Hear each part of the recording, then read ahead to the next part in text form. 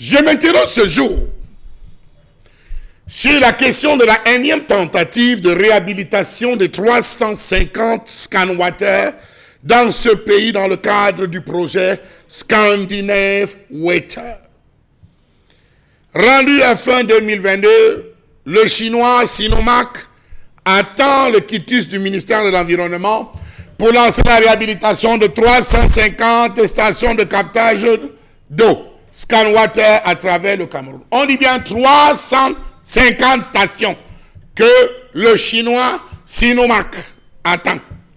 Le ministère de l'Environnement a déjà reçu les études de faisabilité achevées du projet et les termes de référence de l'étude d'impact environnemental et social. C'est au terme de l'examen de ces différentes données que l'entreprise Sinopharm devrait avoir le feu vert ou revoir certains volets du dit projet avant de se lancer. Le projet de réhabilitation de 350 stations ScanWater alimentant l'énergie solaire au Cameroun vise la remise en état de fonctionnement des petites stations.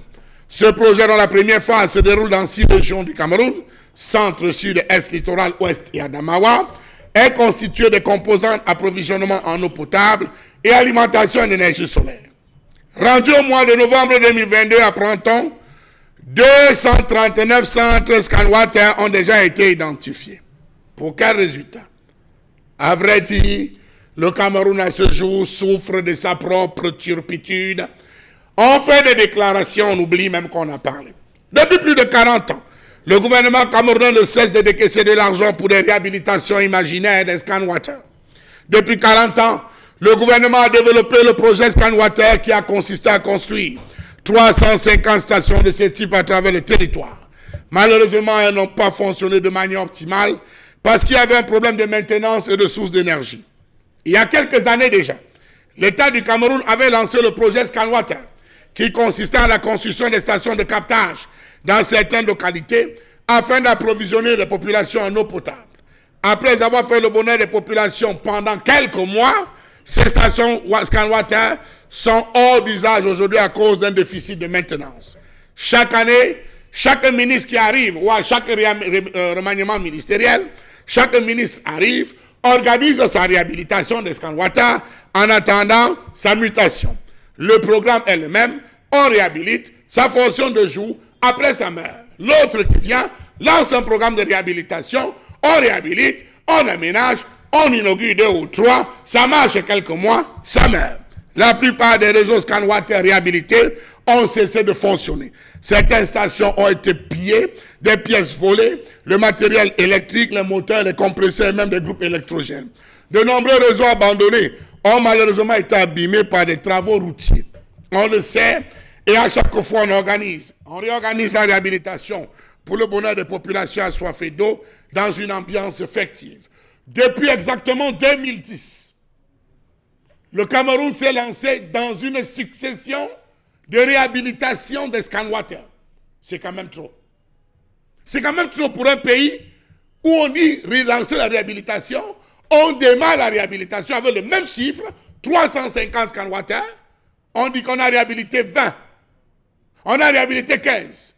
Celui qui arrive, au lieu de passer à 15, relance la réhabilitation de 350 encore. Et on va de réhabilitation sans avoir le nombre déjà mis en service, le nombre actif, mais pourtant les fonds défendus devant l'Assemblée nationale ont été validés et décaissés. Posons-nous les bonnes questions. S'agissait-il d'un projet de développement des populations ou pour les populations? Gombo, au nom des 350 stations ScanWater construites dans les années 80. Savez-vous que ces stations comportaient un forage, un château d'eau, une canalisation et de multiples bornes fontaines avec l'État du Cameroun comme maintenancier principal? À quoi nous servent l'ensemble de châteaux d'eau que compte le Cameroun s'ils ne sont pas alimentés? Oui, on a répondu et résolu en disant c'est pour les zones rurales.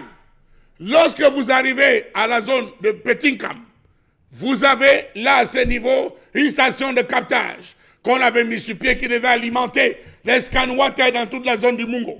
Cela fonctionne-t-il? Point d'interrogation.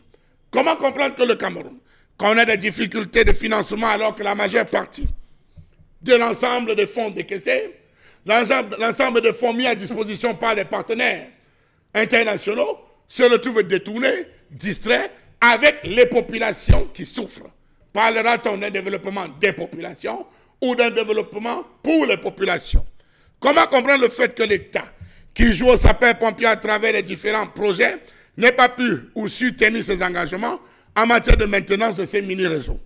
En 2012, près de 100 stations ScanWater de production d'eau potable, avait-on annoncé, devaient être réhabilitées au Cameroun pour un coût estimatif de 22 milliards de francs CFA grâce à la coopération danoise.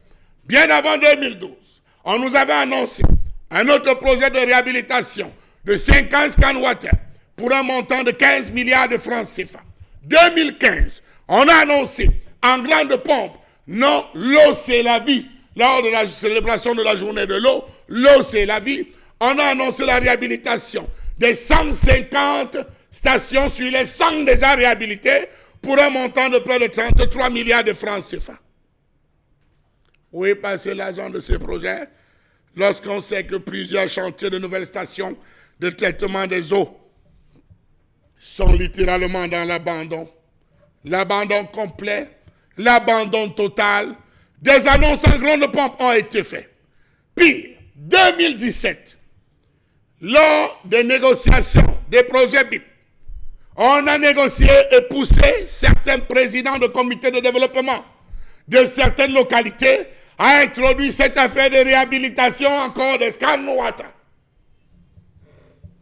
De l'argent a encore été décaissé. 2017. 2022, on nous dit que fin 2022, c'est le chinois Sinoma qui va prendre. Comment comprendre que l'implémentation de ce projet donne plus à manger que du travail? Réhabilitation des ScanWater, oui.